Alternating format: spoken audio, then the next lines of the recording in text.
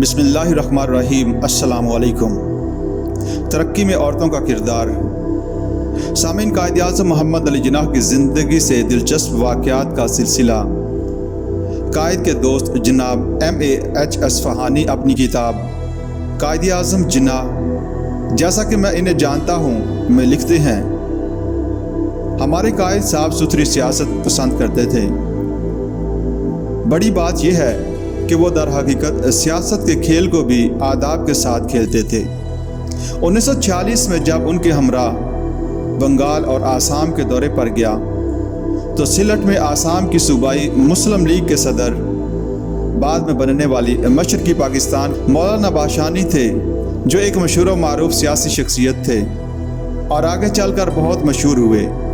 مولانا باشانی قائد اعظم سے ملنے آئے، آسام میں مسلم لیگ کی سرگرمیوں کا حال بیان کرنے اور قائد اعظم کو یہ اطمینان دلانے کے بعد کہ آسام کے مسلمان پاکستان کے لیے جدوجہد میں پوری مدد کریں گے، مولانا باشانی نے بہت رقت سے ہندوؤں کی بے انصافی اور تشدد کے واقعات اور مسلمانوں کے مصائب بیان کیے۔ یہ بتاتے وقت مولانا پھوٹ پھوٹ کر رونے لگے۔ ان کے خلوص کا مجھ پر بہت اثر ہوا اور ایسی رقت طاری ہوئی کہ اپنی آنکھوں کو خشک رکھنے کے لیے مجھے اپنے آنسوؤں کو روکنا پڑا۔ اسی شام جب ملاقاتیوں کا ہجوم ختم ہو گیا اور قائد اعظم اپنے کمرے میں تنہا رہ گئے تو کھانے سے پہلے میں ان سے بات کرنے گیا۔ میں نے اس گفتگو کا ذکر کیا جو دوپہر کو مولانا باشانی سے ہوئی تھی اور انہیں بتایا کہ صوبائی صدر کے خلوص کا مجھ پر کتنا گہرا اثر ہوا تھا، اور یہ بھی کہا کہ اگر ہندوستان کے اور صوبوں میں بھی ہمارے پاس مولانا باشانی جیسے باعمل اور پرجوش صدر ہوتے تو تکلیف اٹھانے اور لیگ کی خاطر قربانیاں دینے کو تیار ہوں اور ذاتی مفاد یا بڑائی کا کوئی خیال نہ کریں تو مسلم لیگ یقیناً ایک طاقتور اور بہت زیادہ فعال تنظیم بن جائے گی۔ اصفہانی لکھتے ہیں، اس پر قائد کہنے لگے کہ مولانا کے بارے میں مجھے آپ کی رائے سے اتفاق نہیں۔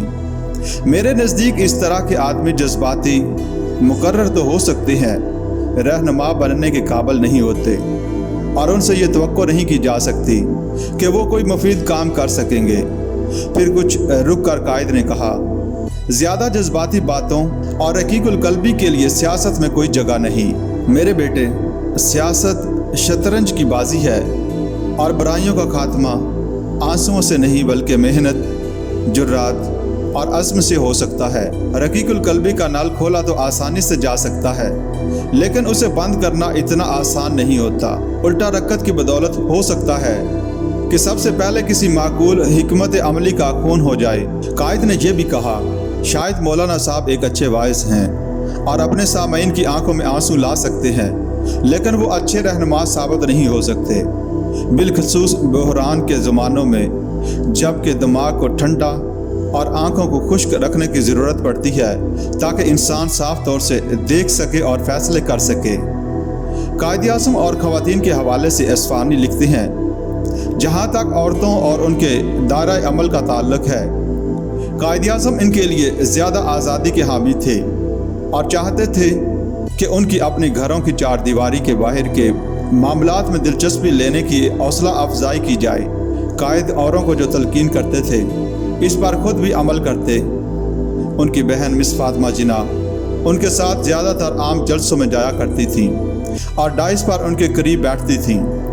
قائد مسلمان عورتوں کو ترغیب دیتے تھے کہ وہ باہر نکلیں، عوام کی خدمت کریں، اپنی بہنوں کو اس طرح منظم کریں کہ وہ اپنے گھروں کی حدود سے باہر قومی زندگی میں اپنا کردار ادا کر سکیں۔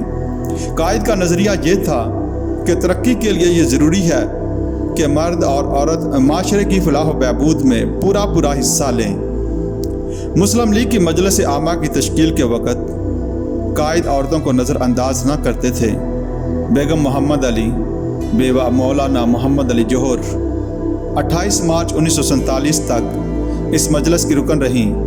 البتہ وفات نے انہیں برصغیر میں ایک مسلم وطن پاکستان کے قیام کا منظر دیکھنے کی مہلت نہ دی۔